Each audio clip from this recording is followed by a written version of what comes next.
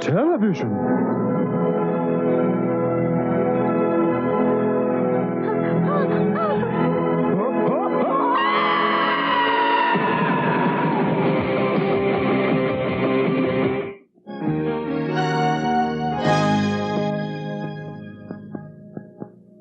I heard you on the wireless back in 52, lying awake intently tuning in on you. If I was young, it didn't stop you coming through.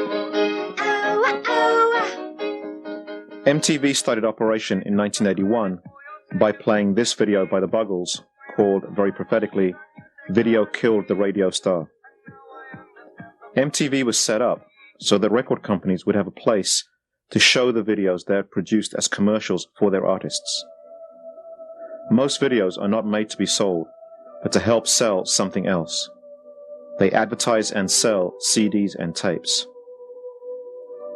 It's not surprising then that videos should look so much like ads, or that like ads, they should use provocative sexual imagery.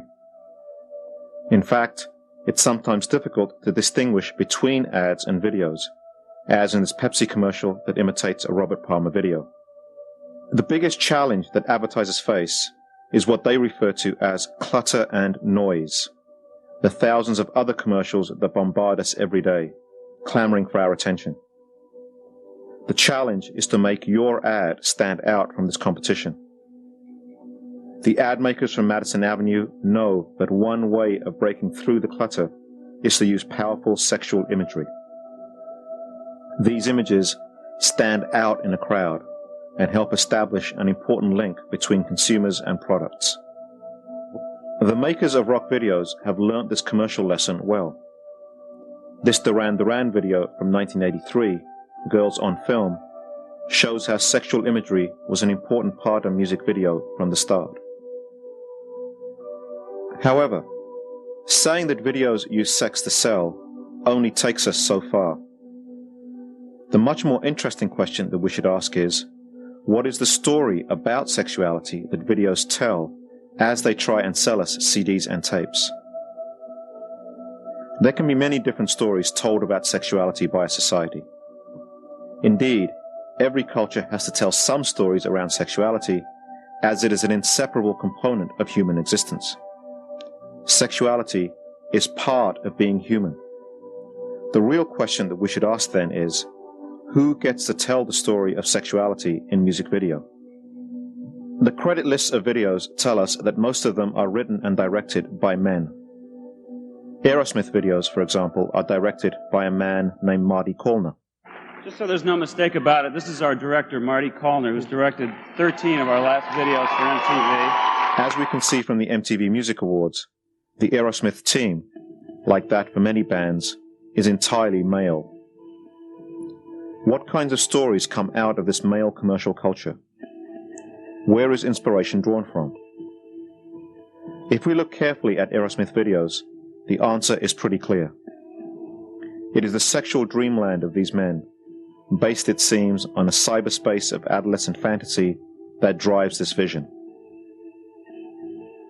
This is a world where a cool rejection by uncooperative women, with just a click of a button, can be modified into a passionate and intense acceptance.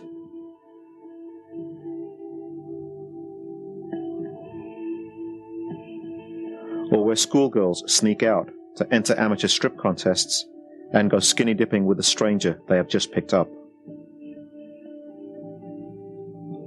Callner is not alone in this way of looking at things, although he does seem to have a special thing for schoolgirls in uniform. Other videos also reflect, it seems, the fantasies of older men about younger women. Much of our commercial culture is dominated by this male sexual fantasy world, where the stories are told from a very particular perspective, as this ad for Bugle Boy jeans makes clear. They know what men like, and it is that story that dominates our society. Music videos could tell many different stories about sexuality.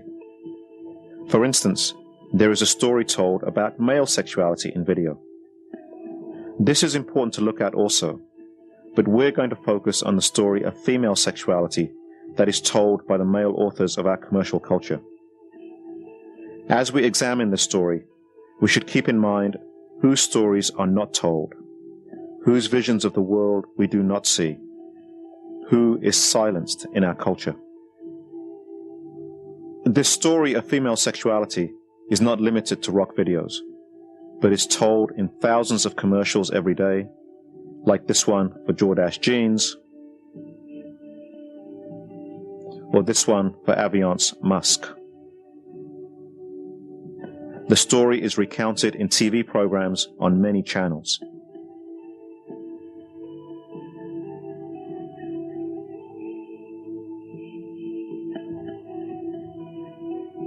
The same story comes out of Hollywood movies every year and is told through images in fashion magazines like Vogue and Elle and Bazaar, as well as other programs on MTV.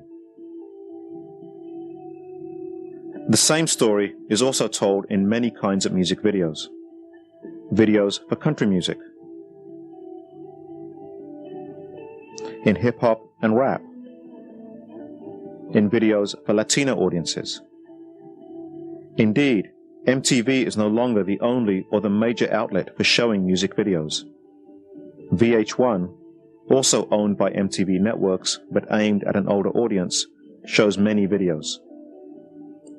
We're going to examine the story of female sexuality told in this broader video world, which is summarized by MTV themselves on their 10th anniversary celebration show, and why this story may be especially dangerous for young women and girls, and how it may affect how men and women interact together sexually.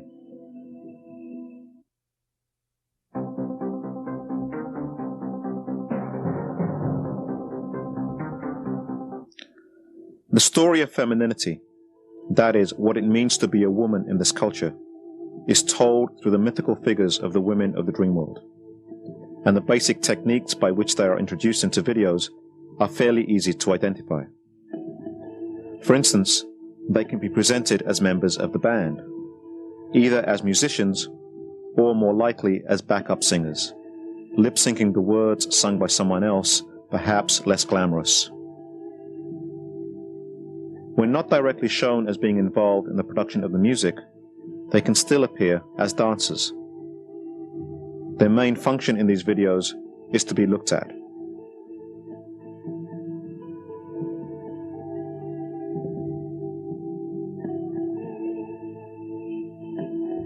This decorative role is made even more explicit when there is no pretense of singing or dancing, and where women are simply present around the artist.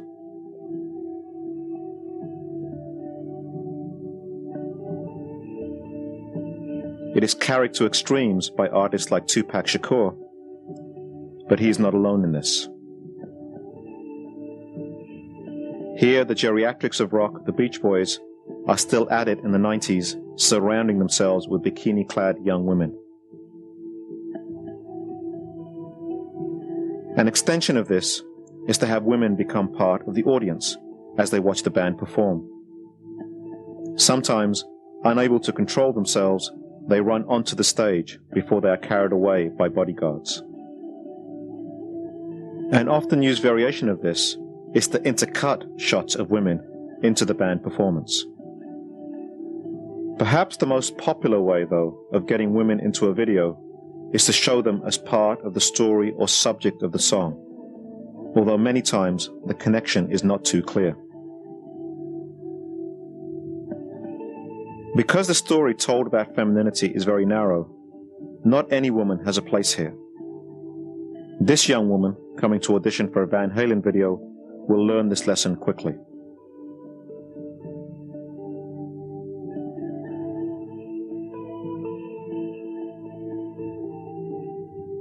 The message is clear. Unless you are willing to fit into this male dream world, do not apply. The actresses that do appear in these videos have become stars in their own right, with their own shows on pay-per-view TV. The fact that these models and dancers have become stars should indicate to us that the stories of music video have become significant in our culture. But the responsibility for the content of these stories does not rest with them. Like all actors and actresses within a commercial system, they are merely following the orders of the rich, powerful interests that control our commercial culture. As one of these rock video girls herself understands. And I know, in a lot of these rock videos that we are male fantasies.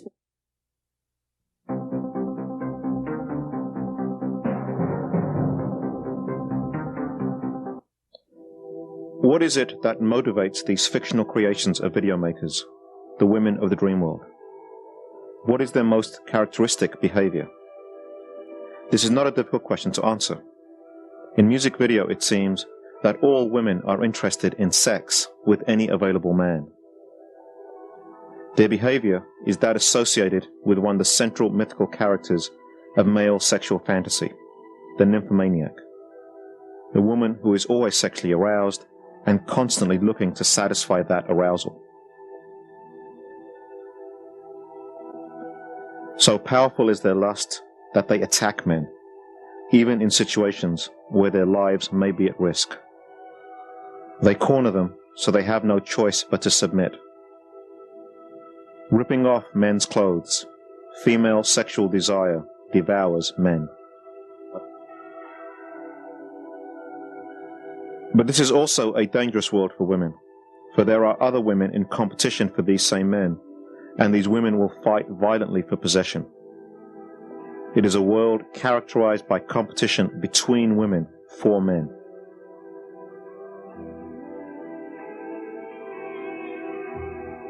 Because of this competition, men have an easy freedom to decide who they will be with, and who they can dismiss without a second thought. Occasionally, women will put aside their competitive natures and combine their forces in the search for men. This is a world where women outnumber men, and where these women will serve men willingly in all ways. The male dream world is a place of instant attraction, where casual everyday relationships develop very quickly into heated sexual encounters. For instance, it is a place where a handyman's job leads to sex with a client's young wife. There is no long drawn-out process of flirting or courtship, or even, heaven forbid, conversation. This is a world where people are driven by other instincts, deep, powerful, primal. These women are so desperate and dependent, and need men so badly, that when men are absent, substitutes have to be found.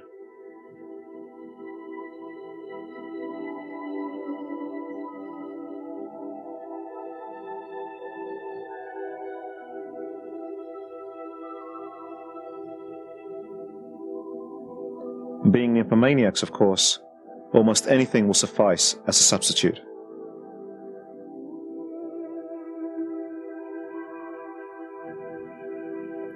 At times, even the representations of men on television are enough to arouse women.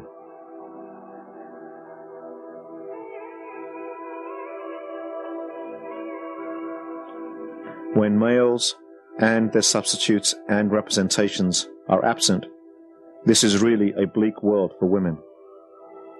They fall apart emotionally, not being able to cope, moping around endlessly on beds.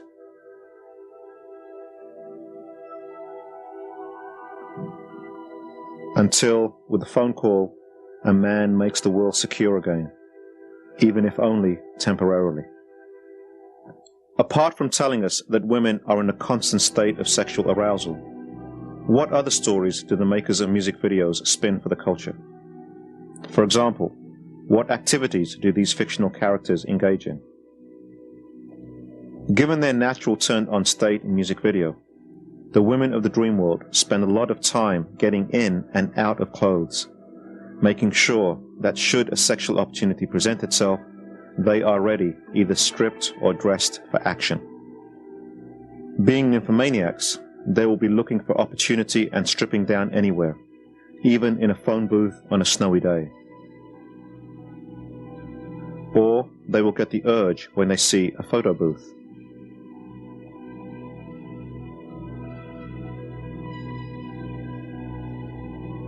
Or simply walking by a stranger on a street, they will expose themselves to anyone at any time.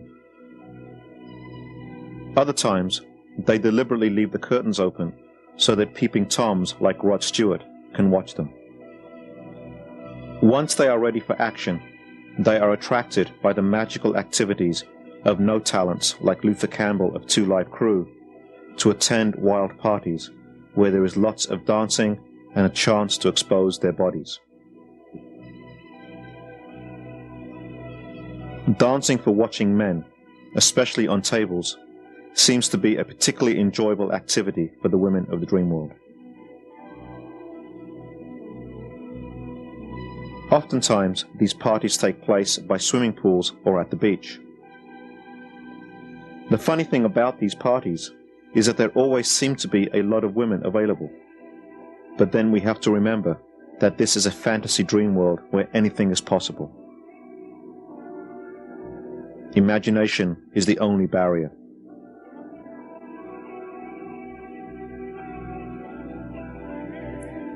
Other times, the women of the dream world attend parties that look a lot like sexual orgies, like this one hosted by Prince, or rather the artist formerly known as Prince, but who has now graduated onto the title King of Sleaze.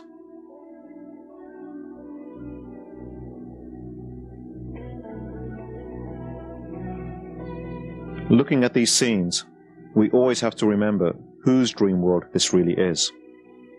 Attending these parties brings its own risks. Women regarded as uncooperative to male fantasy are dealt with swiftly and harshly. Those who stay know that their bodies are fair game for whatever men may want to do.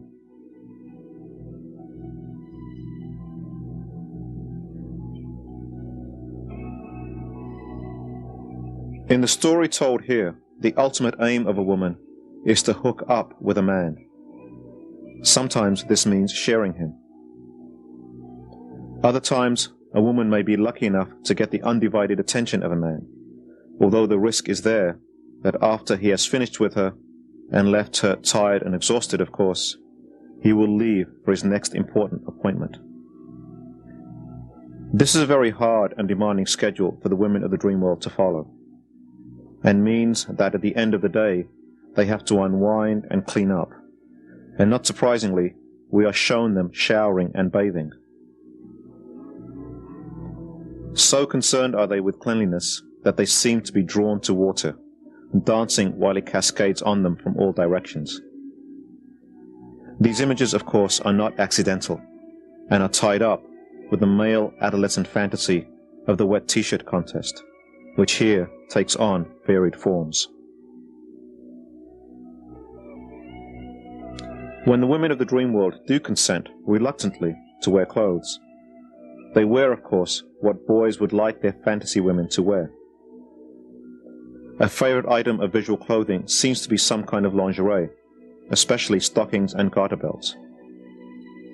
While garter belts are normally worn by most women under other clothing, here these private, though of course highly sexualized items, are displayed with great pride. But beyond this, nothing seems to be too bizarre for the female dress code of the dream world.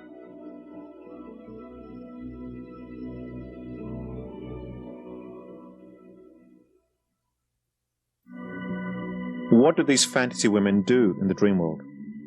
What roles are they shown in? Given what we know about their function in these stories, an obvious occupation for such women is that of strippers or exotic dancers, and there are plenty of these roaming around the dream world.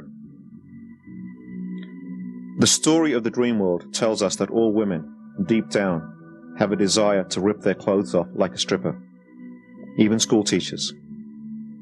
This Van Halen video, Hot for Teacher, reveals the inner core of the dream world, a centerfold teacher performing for her adolescent students.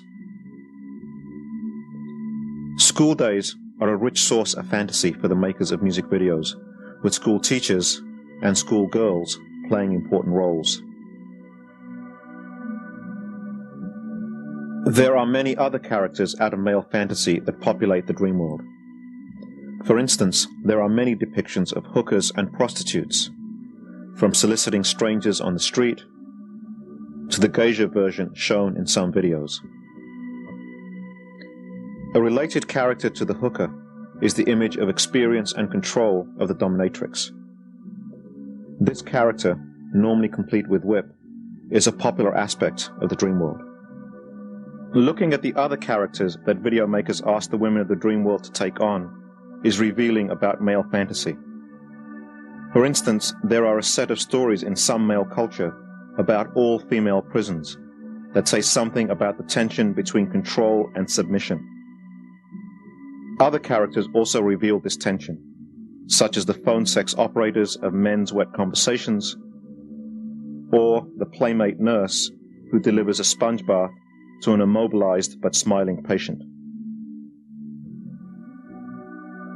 Other characters are pretty conventional, such as the inevitable cheerleaders or the oversexed, bored housewife seducing the reluctant teenage poor man.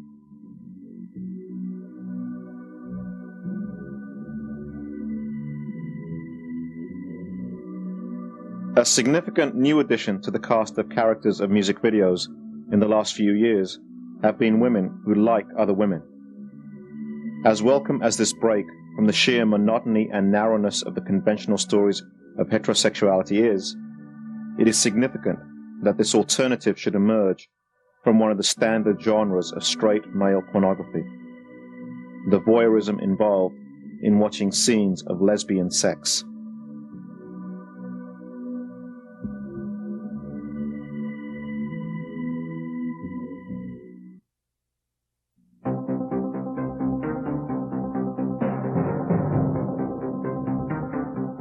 I think women in music still have a long way to go. You know, I think a woman who can sing and write songs and have intelligent lyrics and keep herself clothed is still kind of a novelty. The story told about women's bodies and female sexuality is not limited only to the videos of male artists. The story is a powerful influence on the image of female artists as well. Because the same men are behind the cameras here as well, it should not surprise us to see that the bodies of female artists are trapped in male ways of looking at and understanding the world. As Amy Grant expresses this dilemma, I don't want a male-driven video, and a female-driven video is very different. A woman's looking for a soulmate. She's not looking for a quick sex fix. I mean, if anything, that diminishes who she thinks she is or who we think we are. the challenge for female musicians is that to try and tell a different story about femininity, one perhaps from the perspective of women themselves, rather than that of male fantasy, risks alienating the interests that control the industry, as well as losing the audience which is used to the more conventional story. There is tremendous pressure then to fit into the existing stories. Integration fully into the dream world is the difference between moderate success and superstardom. For example, Janet Jackson went from being Michael's talented younger sister here to megastar status when she retooled her image, her body, and her behavior to fit into the dictates of the dream world.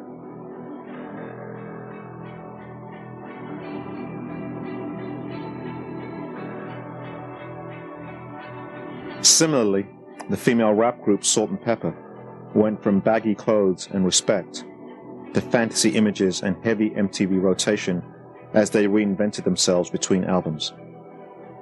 Their example actually reveals the dilemma that female artists find themselves in. While their lyrics feature a strong message of female autonomy and sexual pleasure, the video images tell a different and more traditional story. Even as female musicians try and escape the story, they are dragged back in by the marketing imperative of the dream world. Even as we try and free our minds with new ideas, our imaginations remain imprisoned. The strength of this story is shown by looking at the example of Madonna. While she has done more perhaps than anyone else to offer different images of autonomous female sexuality, she also has told the conventional story in very powerful ways.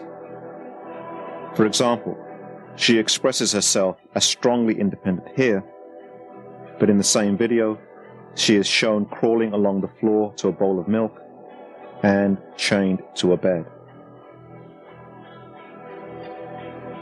Here she plays the role of a dominatrix, while also presenting the most extreme images of female subordination.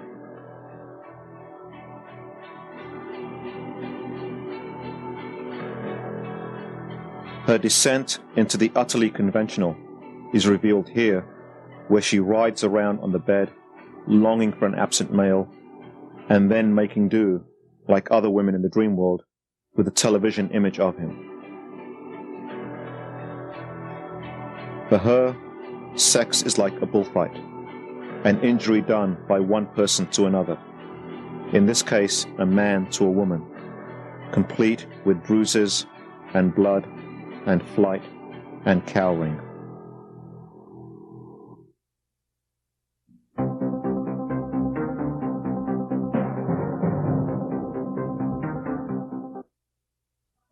Given that the fundamental role of women in the dream world is decorative, it should not be surprising that they are frequently shown before a camera, thereby giving video makers excuses for posing them explicitly for the gaze of the male audience. The issue is not simply of what women do in the dream world, not simply their behavior, activities, and roles, but of the form in which they are presented, the manner of their position before the camera, which also communicates powerful ideas. The women of the dream world like being looked at. Looking into the camera, they invite the viewer to gaze at them. Even when there are no cameras present in the scene, the women of the dream world act as if they were there. They are presented as wanting to be watched, inviting it, desiring the look, enjoying being on display. This is not demure invitation, but open and willing. In the absence of a camera or a man, women turn the gaze inward and watch themselves in mirrors. They present themselves as legitimate objects of desire. It is okay to look. It is okay to desire what you see, because looking back over her shoulder, the object of the gaze is inviting the desire. It wants to be possessed by the gaze of the watcher. Far from objecting when men look at them in sexual ways, the women of the dream world revel in the attention. They want to be looked at by men. They deliberately position themselves for maximum sexual effect. But the images we see in music video are never innocent. They are never accidental. These ways of looking have been deliberately chosen. Examining them can tell us a great deal about how the thing or person being watched is regarded by the watcher. In music video, the person being watched is regarded as a passive thing that can be used and explored at will. A common filmic technique that reflects this view of the woman as a passive thing to be consumed by watching males involves the camera panning the willing and exposed bodies of these women. The camera roams over it, moving up and down at will, exploring it in detail. The assumption behind this way of looking at someone is that it is perfectly legitimate to watch in this fashion. Women's bodies are surveyed, looked at, analyzed, in the same way that one might examine a landscape or an object. Their function in the videos is to be examined, gazed at, desired, explored. Panoramic shots of women's bodies replace panoramic shots of natural landscapes. The angles at which women are shot also helps this way of looking and being looked at. While there are examples of the camera looking from above, typically into a female cleavage, the vast amount of angled watching takes place from below, as in the manner of looking up a dress. It is a forbidden kind of watching, standard fare in male adolescent fantasy. It is important to remember that there is nothing accidental about these ways of looking. They are deliberate and conscious creations. These ways of filming women's bodies leads almost naturally to focus the looking on only one part of their bodies. The women of the dream world are fragmented and presented as a number of simple and disconnected body parts. This is a filmic technique. It is a way to present women as an object of the male gaze. Just as from the viewpoint of content we can say that music video resembles a male dream world, then the filmic techniques that are used to show that content also are a part of that dream world. The point here is that the way in which women are filmed, not simply what they are doing or wearing, communicates messages and ideas about them. Specifically, focusing on only one part of people, women in this case, detracts from thinking about them as real people with feelings, emotions, thoughts, intellect, their own dreams and desires. Instead, they are simply body parts, to be watched and used. When you think of someone as only a body part, you deny them subjectivity, what makes them unique individuals.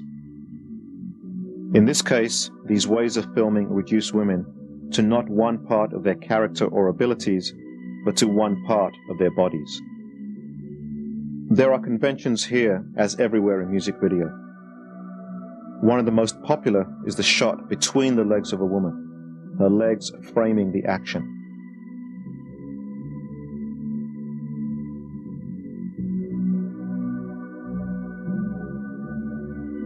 Notice where the microphone is being thrust up into.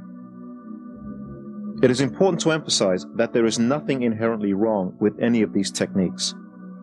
It is not as though it is always negative to present women as ready to be watched or wanting to be watched. We all at different times present ourselves to be watched, to be gazed at.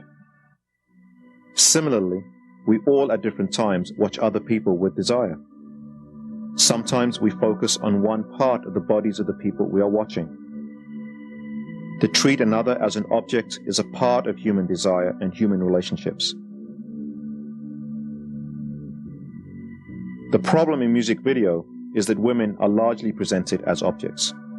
There is nothing else to their definition, nothing that makes them human. They are just legs in high heels.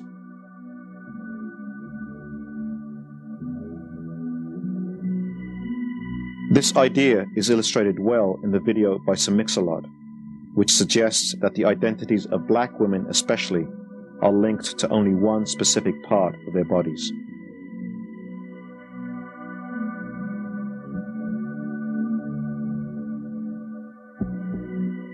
An extension of this process of objectification is to show whole bodies of women, but in a way which denies them individuality and subjectivity. Showing women in shadow or silhouette or under sheets are popular ways of achieving this.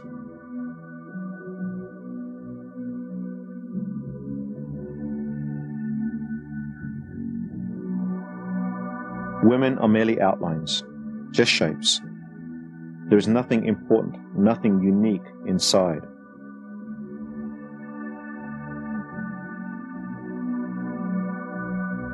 As a result, because there is nothing unique about these women, except for their physical attributes, nothing that makes them real people or real individuals, they are all essentially the same and thus interchangeable. One is as good as the next, as long as the body meets conventions of attractiveness. Nothing inside matters. One object, one thing, is as good as another.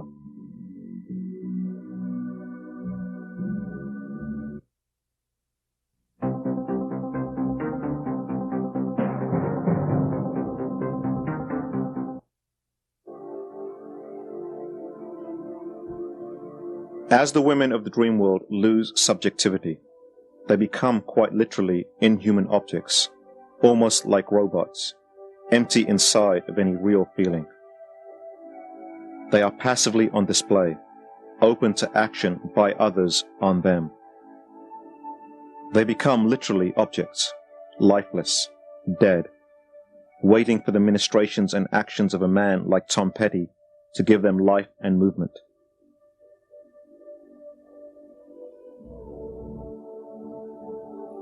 In this scene, it is only David Lee Roth who has any subjectivity, only he who can initiate action. The women, denied subjectivity, only have their objectivity to define them in this world. It then seems natural that women's bodies become the ground on which action takes place, whether they are being written upon, tattooed, pierced.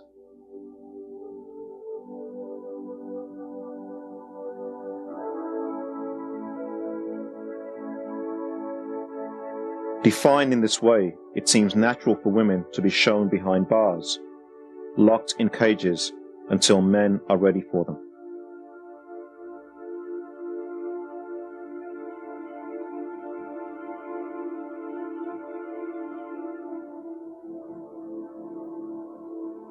When women try and leave this world, they are chased and pursued by men and dogs that hunt them down.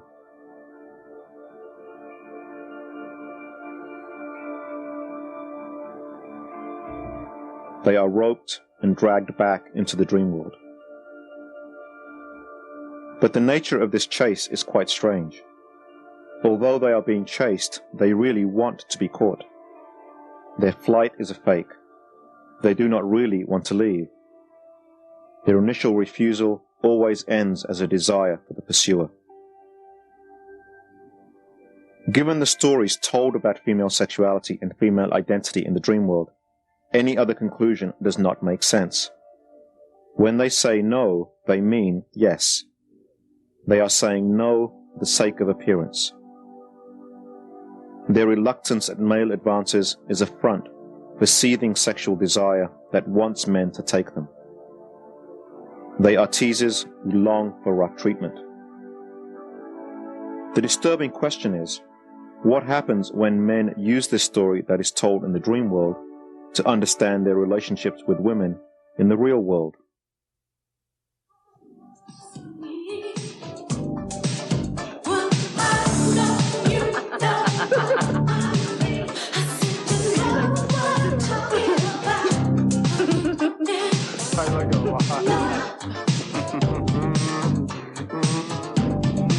Young lady, have you been drinking tonight? Me, oh no, officer. Hey, listen, Daddy, I gotta go because I gotta work tomorrow. I'm a work today. I'll pay you whatever it takes. I'm too drunk, man. I gotta go home. Mr. Funny Man, I gotta go.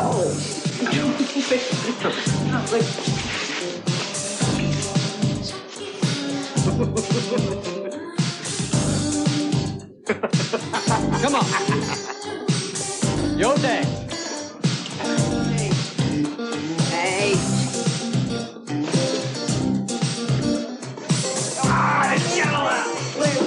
Wait a minute. We're at home. Come on, man. No. Hey. Hey. Go, Danny. 4-1, my man. Stick 'em. Right. All right.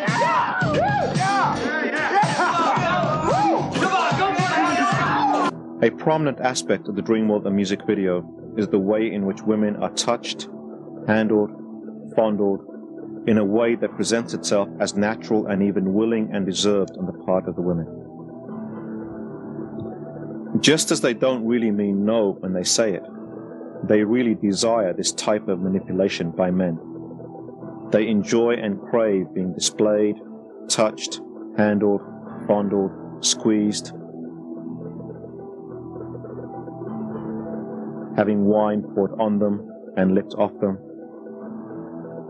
The invasion of the body is welcomed and desired. The women of the dream world literally want to be carried away.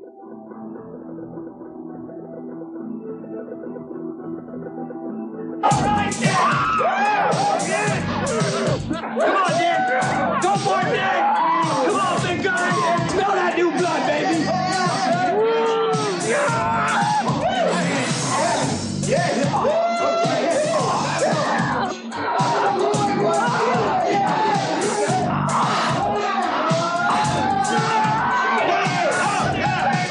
That's it, Danny! Make her come! Come on, she's loving it! All right, Danny! Not bad! Grab her on court! In there, girl! All right! Big boy! All right, come on, Dan! Go for it, Dan! Come on, big guy! Smell that new blood, baby!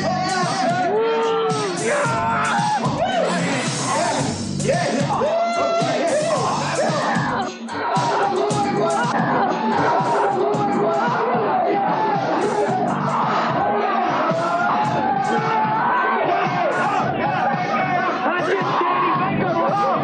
Come on, she's loving it!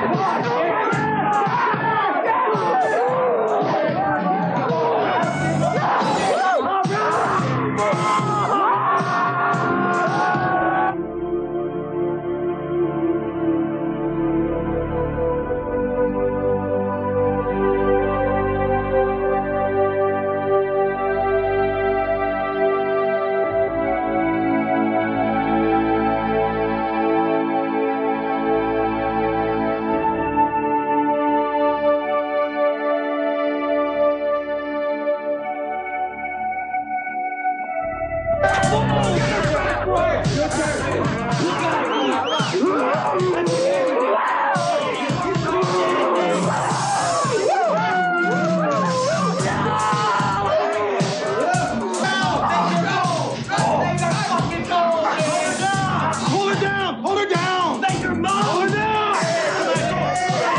Go, go!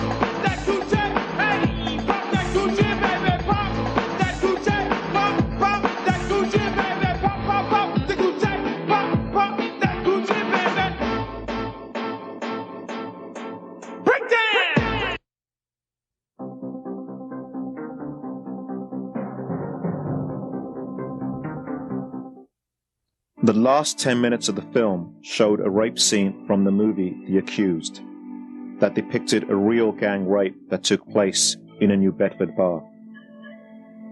This was intercut with scenes from music videos. Removed from their normal context, the music video images did not look too different from the horrendous images from the rape. We can be jarred into new ways of thinking when familiar images are removed from their normal situation and shown instead within the context of a brutal and violent assault. However, explicit images of control and violence are not very prevalent in music videos. Explicit violence is a small part of the dream world. However, it is interesting and significant that when we do see them, they do not look strange to us. They do not look out of place until the context of viewing is changed. What that should tell us is that the usual context within which they are viewed, the story told by music video and commercial culture, has the effect of making them appear normal. The accompanying story defines women in very specific ways, as decorations within a video, sex man. The surrounding image system shows them being filmed in ways that objectify and dehumanize them. Within the normal story told in music videos, women, especially those represented as young and attractive, are incapable of saying no to male advances. The invasion of their bodies then becomes normal behavior, nothing out of the ordinary. The important social question that emerges from this analysis concerns what effect these stories have on the way people understand the world and act within it. Put crudely, what effect do these images have on the real world in terms of how men and women relate to each other? What effect do the stories of the dream world have, especially on the way men think about females and sex? Our understandings of the world, the assumptions that guide our behavior, are not simply created in our heads. Our understanding of reality is a social process. The stories told in our culture are part of that process whereby we come to understand the world and learn appropriate ways to behave in it. If we accept that the stories of our commercial culture, within which music videos are located, are an important part of the process whereby young people come to understand the world, what might some of the possible consequences be? Certainly, these images do not directly cause sexual assault against women. Behavior is much too complex and multifaceted to only pin it down to one thing. However, we do know that the stories we are exposed to influence how we think about the world. They influence what we believe to be true. The story told about female sexuality, then, influences the way in which we think about issues like sexual assault and rape. They influence our attitudes. What, then, are some of these attitudes? A survey of over 6,000 college students found that 60% of men agreed with the statement that women provoke rape by their appearance or behavior. To demonstrate how powerful the stories of commercial culture are, nearly 40% of women agreed with that statement also. Almost a third of the men agreed with the statement, it would do some women some good to get raped. Many men believed that forcing sex on a woman while on a date was justifiable if the woman invites the man out on a date, if a man pays for a date, or if she dresses suggestively. These attitudes that normalize sexual assault are being discovered in younger and younger populations in the society. In another survey of 1,700 7th through 9th graders, in answer to the question, under what conditions is it okay to force sex on a woman against her will, 24% of the boys said yes to if he spent a lot of money on her. 65% said yes to if he had been dating her a long time. and 31% of the boys said yes to if she has done it before with other men.